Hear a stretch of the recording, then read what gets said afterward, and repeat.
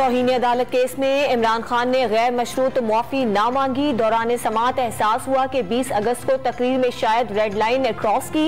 अगर जज को ये तासुर मिला कि रेड लाइन क्रॉस हुई है तो मुआफ़ी मांगने को तैयार हूँ। चेयरमैन तहरीक इंसाफ ने इस्लामाबाद हाई कोर्ट में बयान हलफी जमा करा दिया। इस्तीफों से मुतालिक ऑडियो लीक्स पर पीटीआई ने सुप्रीम कोर्ट से रुजू कर लिया। जुडिशियल कमीशन की तश्कील के लिए अदालत में दरखास्त दायर। तहरीक इंसाफ ने ऑडियो लीक्स का ट्रांसक्रिप्ट जमा करा दिया। वजीर आजम और वज़रा ने स्पीकर के साथ मिलकर फौजदारी साजिश की। दरखास्त में मौक़िफ़।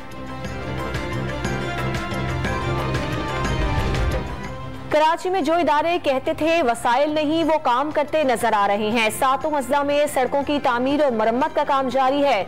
वसीम अख्तर के दौर में लिए गए टैक्स का सही इस्तेमाल नहीं हुआ।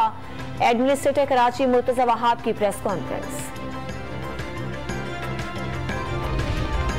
सदर डॉक्टर आरिफ अलवी ने जिनसी हिरासानी केस में विफाकी मुहतसिब बराए इंसदाद हिरासानी का फैसला बरकरार रखा। डीजी पेमरा मुलाजमत से बरतरफ, 25 लाख रुपए जुर्माना भी अदा करेंगे।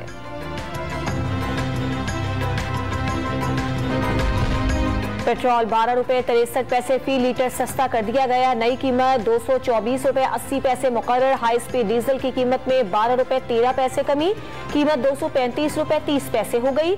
लाइट डीजल 10 रुपए 78 पैसे और मट्टी का तेल 10 रुपए सस्ता हो गया। इस्लामाबाद में किसान इत्तेहाद का धरना चौथे रोज भी जारी। वज़ीर दाखिला राना सनाउल्लाह ने मुज़ाहिरीन को फिर मुज़ाकरात की दावत को कई घंटे गुजर गए, मुज़ाकरात शुरू न हो सके।